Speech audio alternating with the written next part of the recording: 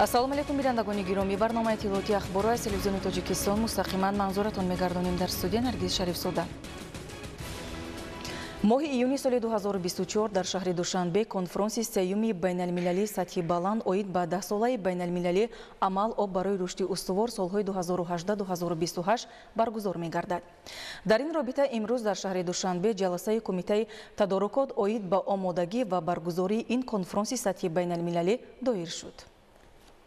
ҷаласаи навбатии кумитаи тадорукот оид ба омодагӣ ва баргузории конфронси сеюми байналмилалии сатҳи баланд оид ба 10-солаи байналмилалии амал об барои рушди устувор солҳои 2018-2028 таҳти раёсати сарвазири ҷумҳурии Тоҷикистон Қоҳир Расулзода доир гардид. конфронси сатҳи байналмилалӣ моҳи июн бо иштироки роҳбарону намояндагони воломақоми созмонҳои минтақавию байналмилалӣ, давлатҳои дуру наздики олам ва коршиносони масоили обу иқлим дар асоси ташаббуси асосгузори сулҳу ваҳдати миллӣ пешвои миллат президенти ҷумҳурии Тоҷикистон муҳтарам Эмомалӣ Раҳмон доир мегардад. дар доираи конфронс баргузории ҷаласаҳои пленарӣ, муколамаҳо, форуму фестивал, барномаи фарҳангӣ, ташкили намоишгоҳҳо ва муаррифии имкониятҳои истеҳсолии Тоҷикистон дар назар аст.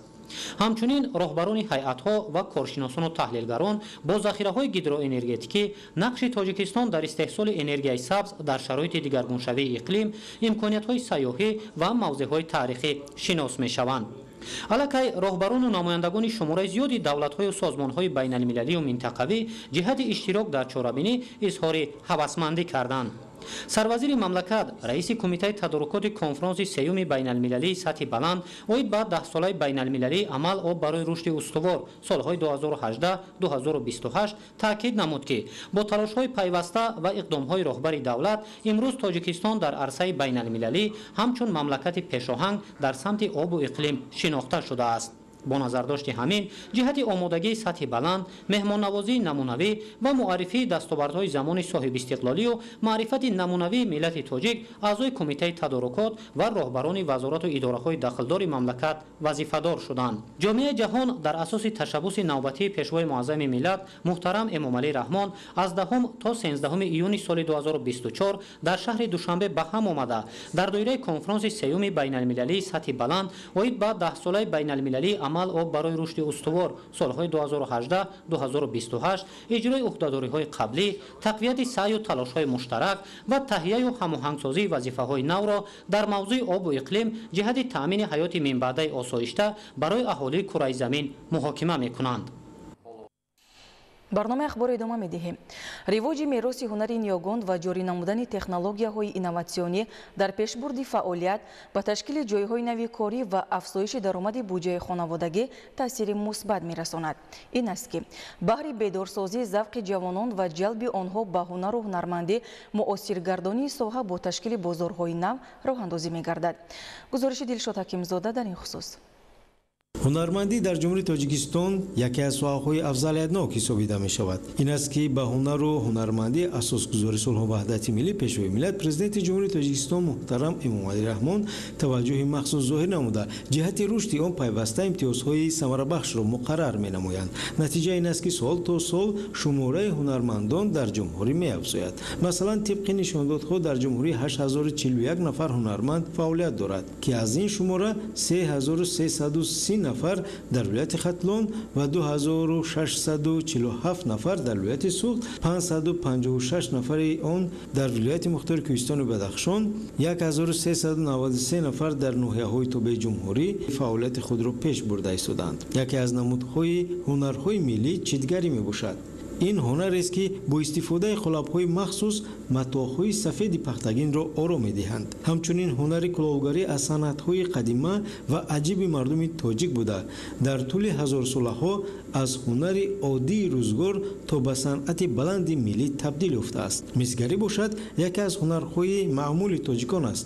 эҳёи ин ҳунар яъне истеҳсоли ашёи мисӣ ба тариқи гудозиши маъдани мис дар ҳазораҳои 7 ва 6 пеш аз милод оғоз ёфтааст. яке аз бостонтарин ва маъмултарин намунаи санъати амалии тоҷикон кандакорӣ ба шумор меравад.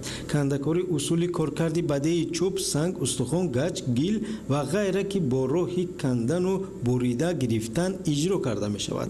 навъи дигари маъмулии санъати ороишиву амалии گچکاری میباشد که به هنر کندکاری وابسته است. گچ یک نمود سنگ سفید ملایم است. صنعت گچکاری بیشتر در آرایش بناهای معماری و فرهنگی استفاده برده می شود. نقاشی باشد به هنر آفرینش نقش، محصول ایجادی صنعتکاران خلق و کسبی، یکی از نوعهای باستانی صنعت آرایش عملی به حساب می رود.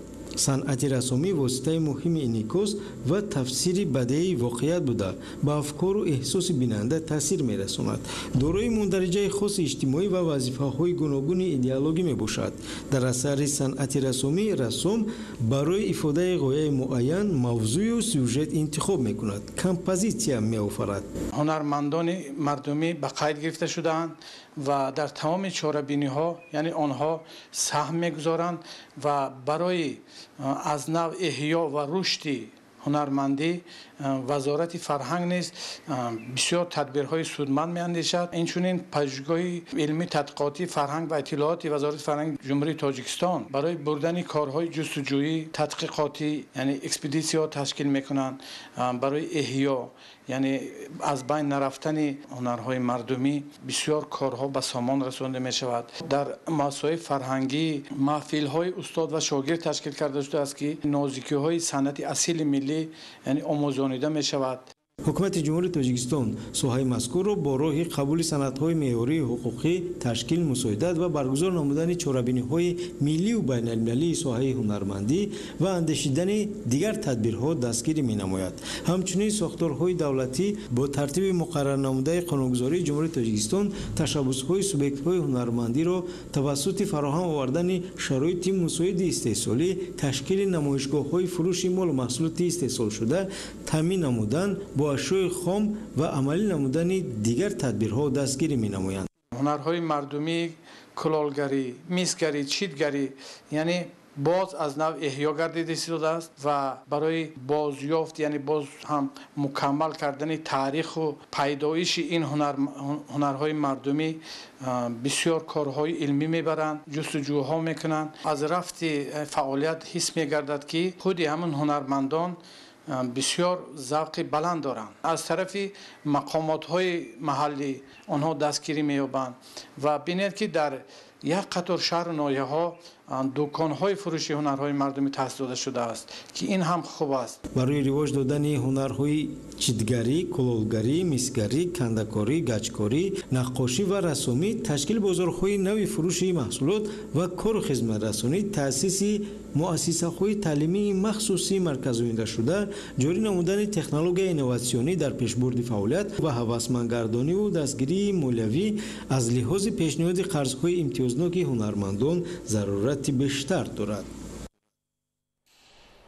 در طولور دانشگاه دولتی خوروغ به نام اکادمیک مویونشو نظرشویف وخوری مسئولین ریاست وزارت کارهای داخلی در ولایت مختار کوهستان بدخشان با استادان و دانشجویان تحت عنوان جوانان پیرو پیشوای ملت برگزار گردید. گزارش همکاران ما در این خصوص. در حوشه ملاقات اساسگذار صلح و وحدت ملی پیشوای ملت پرزیدنت جمهوری تاجیکستان محترم امامعلی رحمان با فعالان جامعه و خادمان دین که سنه 9 مارس سال جاری برگزار گردیده بود ملاقات با دانشجویان و جوانان فعال اوانگارد هیئت پروفسوران و استادان دانشگاه دولتی شهر خوروغ به نام اکادمیک مویونشو نظرشویف در موضوع ما جوانان بدخشان زمین پیروان پیشوای ملت برگزار گردید. البته هدف اساسی از برگزار نمودن چنین وخوری در آن است که امروز جوانان باید در روی وطن پرستی، باید در روی وطن دوستی تربیت یابند. تاکید گردید که جوانان پیشبرنده جامعه بوده امروزها برای تحصیل و فراغت و مشغول شدن به هر گونه مشغولیت‌ها برای جوانان از جانب دولت و حکومت جمهوری تاجیکستان تمام امکانات‌ها و شرایط موثر مهیا می‌باشد. میان‌داری خود را به اساسگذار صلح و وحدت ملی پیشوای ملت پرزیدنت جمهوری تاجیکستان محترم امامعلی رحمان می‌رسانم که برای ما جوانان چنین دانشگاه ساخته و استفاده داده. ما جوانان پیروان پیشوای ملتیم که در هر وخوری و هر در ملاقات‌هایش نیز درباره جوانان میگوید جوانان آینده این دولت و ملتند و ما نیز با قول خود صادق بوده همیشه در خدمت وطن ملت می باشیم. سهم گذاشتن در آبادانی و سازندگی پیشرفت و شکوفایی و در عرصه بین المللی معرفی نمودن کشور عزیزمان تاجیکستان از هر یک جوان خودآگاه و دانشجوی ذکاوتمند وابستگی کلان دارد. گفته شد که در همبستگی با تمام اینستیتوت‌های شهروندی میتوان ولایت قانون و نظم و ترتیبات را در جامعه تامین کرد. ما افتخار از آنه که دولت ما دولت آباد است، دولت صاحب استقلال است، دولت دنیایی می باشد. ما افتخار داریم که برای ما پیشوای ملت پرزیدنت جمهوری اسلامی محترم امامعلی رحمان چنین شرایط یعنی برای ما مهیا کرده است. مینداری خود را میرسونیم. با دایره وسیع دانشجویان فعال، جوانان پیشرفت گروه اوانگارد و استادان این بارگاه معرفت، کتاب‌های تازه نشر اساسگذار صلح و وحدت ملی پیشوای ملت پرزیدنت جمهوری تاجیکستان محترم امامعلی رحمان با عنوان چهره‌های ماندگار اینچنین سپاسنامه‌ها و تحفه‌های ارزشناک در وضعیت تنتنوی تقدیم گردیدند. ҳамасола дар ҷумҳурии тоҷикистон якшанбеи 3 моҳи апрел рӯзи илми тоҷик ҷашн гирифта мешавад. дар донишгоҳи давлатии тиҷорати тоҷикистон бо ин мақсад рӯзҳои 15-20 апрел ҳафтаи илм эълон гардидааст. тафсилот дар гузориши Қамариддин Ҳусейнзода. дар донишгоҳи давлатии тиҷорати тоҷикистон конференсияи илмию назариявӣ бо иштироки ҳайати васеъи профессорону омӯзгорон ва донишҷӯён дар доираи ҳафтаи илм баргузор гардид.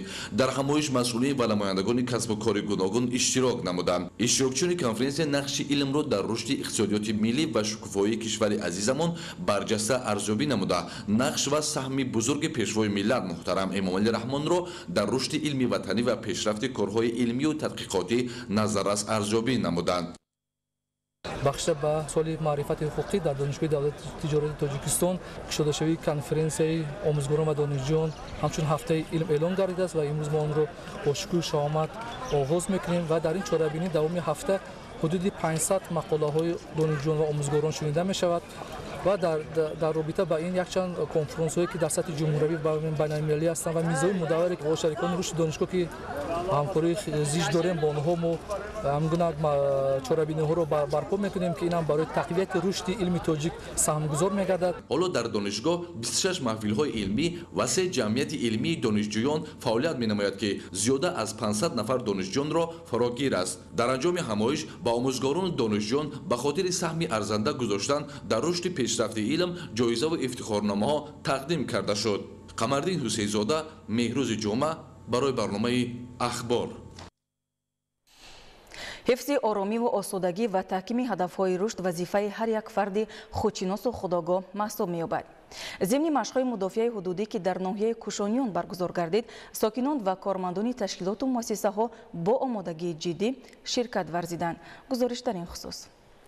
در ناحیه کوشانیان با دستور سرفرمانده عالی قوه‌های مسلح جمهوری تاجیکستان پیشوای معظم ملت محترم امامعلی رحمان از 2 اپریل سال جاری در اساس نقشه چوبینی‌های اساسی عملیات استراتژی قوه‌های مسلح و ساختارهای مدافعوی مملکت از 15 تا 18 اپریل مشق‌های مشترک استراتژی با قشون‌های گارنیزون ختلان و منطقه مدافعوی حدود رقم 2 برگزار می‌گردد. امروز از پگاهی بروقت اوید به مشق‌های مشترک مدافعوی تحت عنوان رمزی بانک تعلیمی خطر جنگ زیاده 3000 نفر ساکنان ناحیه کوشانیان جمع آمدند. تمام کارخانه و تشکیلات و مؤسسات خدمات‌های مدافع گراجدانی تکنیک‌های مکانیزم‌های کلان حجم باربردار جلب کرده شد که مقصد این مشق باشد در مدافع حدودی آماده باشی مردم و کارخانه‌های تشکیلات مؤسسات سنجیده شد. طبق نقشه آگاهکنی هیئت شخصی کمیسریات حربی ناحیه کوشانیان اعضایان ستاد ناحیه حدود ساختارهای قدرتی تشکیلات و کارخانه‌ها خبردار کرده شده سکتورهای مدافعوی حدودی در جماعت و شرک دهات ناحیه گسترش داده شدند. مقصد از برگزار نمودن چنین چاره‌بینی‌های آماده باشی حربی این بار دیگر به ساکنان وضع امروزه جهان معاصر را فهمانیدن و هوشیاری و زیرکی سیاسی را از دست ندادن است. طور ذکر گردید امروزها جامعه جهانی چقدر تحولات ناگزیر بی‌سر و سامانی را پشت سر کرده و از خطرهای فاجعه بار خویش درک داده ایستادند و این خطرها از جمله تروریسم و اکستریمیسم، گروه‌های افراطی و ارتجاعی، جلب جوانان کم سواد و گمراه به تشکیلات‌های ممنوع و حزب و حرکت‌های بیگانه میباشد. از این لحاظ همیشه آماده بودن شهروندان به ҳар гуна ҳолат донистани донишҳои ҷангӣ, истифодаи яроқу аслиҳа дар ҳолати зарурӣ, кӯчонидани сокинон ба ҷойҳои бехавф ва дигар донишҳои ҳарбӣ амалӣ мебошанд ки омӯзиши онҳо шарт ва зарур аст. имрӯз дар ноҳияи кӯчониён низ бо ҷалби беш аз 3000 нафар сокинон ва 200 адад нақлиёти махсус чорабинии мудофиаи ҳудудӣ бо дар сатҳи баланд гузаронида шуд.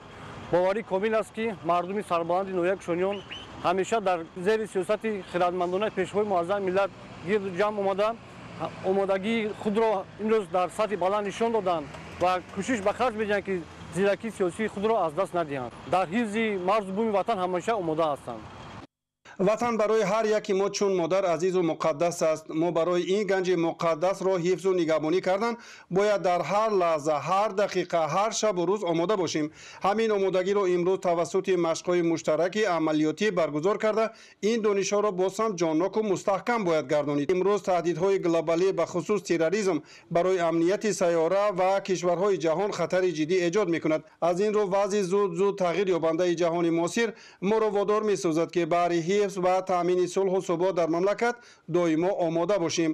тарбияи ҳарбӣ ватанпарастии ҷавононро тақвият бахшем.